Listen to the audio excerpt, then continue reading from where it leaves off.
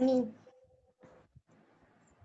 Assalamualaikum everyone. Today we will discuss about assignment that have been assigned to us. Before we start, let us introduce ourselves first. My name is Ayunee binti Hamdan. My name is Siti Rashidah binti MEOR ABIDI.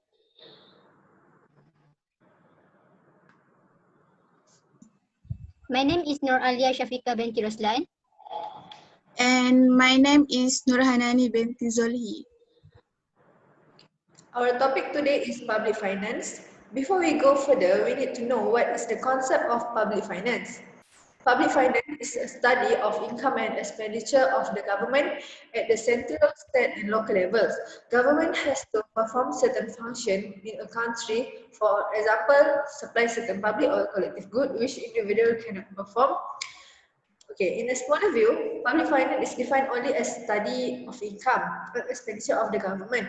But in a larger view, public finance does not only deal with the income and expenditure of the government, but also the sources of income and the way of expenditure of various government, corporation, public companies, and quasi-governmental ventures. The following constituents comprise public finance. First, public expenditure related to wages and salary, subsidies and transfer, expenditure of goods and services, and also interest expenditure. Next is public revenue. It is related to different sources of government revenue with major focus on tax revenue. Okay, next, public debt. Public revenue often falls short of expenditure and government has to borrow from internal and external sources. Okay, for public finance administration, Walter Benjamin remarks, money cannot manage itself. And efficient, energetic, and scientific management is required to look after the public expenditure, public revenue, and public debt. Often, question, for example, like what are the authorities, institution, agency to look after the management, control, and scrutinizing were created by the government. So all the questions are answered by public financial administration. The last one is economic stabilization and economic growth. The meaning of economic stabilization and economic growth is for maintaining stability and promoting balance, sustainable growth through function mentioned above. Through the function above is another constituent of public policy. Okay, now we know the concept of public finance. Next, we will discuss sources of conventional government revenue and expenditure and also provide some example in Malaysia. Okay, so I will discuss about the sources of government revenue. So the government revenue has two, which is tax revenue and also non-tax revenue. The classification of revenue, the federal government's revenue is classified into four general categories, which is namely tax revenue, non-tax revenue, non-revenue receipts, and also revenue from the federal territories. So I will discuss about the tax revenue and also non-tax revenue. The tax revenue is classified into direct tax revenue and indirect tax revenue. Direct tax revenue consists of income tax and supplementary income tax, estate duty, and also stamp duty, and etc. While indirect tax revenue includes revenue from goods and services, import and export duties, and excise duties. The non-tax revenue consists of license, registration fees, and permits, which is inclusive of all charges imposed on the granting of right to individuals, corporations, business, including petroleum royalty, and other enterprises. Secondly is service fees. So the service fees is inclusive of receipts from services rendered by the federal government to the public. Thirdly, proceeds from sale of goods, rental, and lastly, fines and penalties, which is inclusive of out-of-court settlement fees as well as fines and forfeitures and also other non-tax revenue. Okay, other than that, I will discuss about the government expenditure, which is government expenditure is account for a significant portion of every country's gross domestic product, include firstly, amount that the government spend on the purchase of goods and services. Secondly, the sum spent on expenditures that do not involve goods or services, which is provides social benefits to the country's citizen.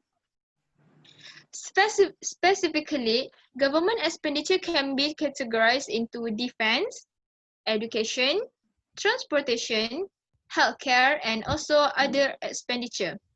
For example, defense in Malaysia, which is involved in peacekeeping forces, defense, militaries, and other government agencies engaged in defense project. So, which is the defense project that engage in our country's safety, which also include in this government expenditure. Secondly, transportation. The Ministry of Transportation has provide many which is include of Penang Bridge, Central Span Road in Central Malaysia, Kota Baru Kuala Krai Highway, the West Coast and Pan Borneo Highway project, and also etc. And lastly, the healthcare. So the government include in the government's expenditure, which is clinic and hospital, which is hospital consists of public and private. Recently, our country has a pandemic of COVID-19, which the many hospitals are important for the frontliners so that they can treat patients well and also to curb the pandemic COVID-19 and also for our health and safety. That's all from me. Thank you, Shida, for your explanation. Ayah, can you explain about fiscal policy? What are the types of government expenditure, operating and development? So now I will explain about the fiscal policy. Fiscal policy refers to a policy which affects the aggregate demand by altering the balance between government expenditure and taxation. Fiscal policy also deals with the government management of the economy by varying the size and the type of economy, the type of taxation, public debt, government expenditure, and government revenue. There are two types of fiscal policy, which is contractionary and expansionary. So next, I will explain about the type of government, which is operating expenditure and development expenditure. So I will explain about first, operating expenditure. Operating expenditure refers to the expenditure of various government departments necessary to maintain their service, such as emolument, which refers to salary for civil servants, service charges, debts, pension and gratuities, grants and transfers, asset acquisition, and supplies and service. Second, development expenditure. Development expenditure refers to an expenditure related to projects that boost economic growth or strengthen the productive capacity of the economy. This expenditure is allocated to the security sector such as armed forces, social service such as education, health, and housing, and the economic sector such as agriculture and rural development, public utilities, trade and industry, transport, and infrastructural facilities. Okay, that's all from me about the type of government expenditure. Thank you, Alia. Okay, so the last one we have the pattern of government expenditure in Malaysia. What are the government mission and vision? Can you explain to us, Nani? According to a few researchers, there is a relationship between government expenditure and economic growth. This relationship will create a different pattern of government expenditure to every country, such as from Landau 1983 studies, the effect of government expenditure on economic growth in 96 countries and finds a negative relationship between government spending and economic growth. However, the result lead to a different conclusion and pattern of government expenditure because SINHA in 1998 found a positive relationship between economic growth and government expenditure in Malaysia for the period of 1950 until 1992.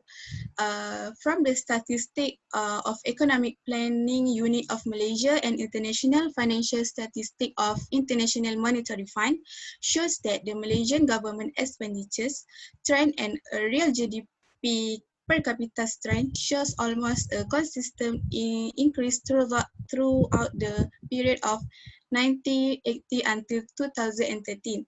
At the same time, its real GDP per capita also shows the same trend. We go to the next part, which is the government vision and mission. So Malaysia's government has set out a vision on finance, which is leading strategic authority, enabling financial and economic outcome to ensure sustainable growth and prosperity for the people and nation. For the mission, there are 5 things, which is the first thing to ensure sustained and continuous economic growth. Next, to strengthen national competitiveness and economic resilience. The third one is to ensure effective and prudent financial management. Then, to pursue a more equitable sharing of national wealth. And the last mission is to improve quality of life and well-being of society in order to achieve well-being of society. In order to achieve this vision and mission, government has set up some plan, for example, ETP, which is ETP refers to Economic Transformation Program. It also known as another program that contains project and action with a timelines which implemented by the government to help Malaysia to achieve high income nation by 2020. ETP focus on service-based economy which create more job opportunity and spread those opportunity to rural areas. ETP is more toward actions rather than the theory. ETP also is led by private sector, which means private sector play a large role on it, while government only play the role of facilities. Thank you. That's all from me. Thank you, Nani. So basically the purpose of government expenditure is to subsidize industry which may need financial support and may not available from the private sector. Also to supply goods and services that private sector may not do, such as public goods and welfare, payment and benefits, and a lot of another purpose. Okay, so that's all for our topic today, public finance. Thank you for your time and your participation. Thank you. Thank you. Thank you. Assalamualaikum. Bye. Bye.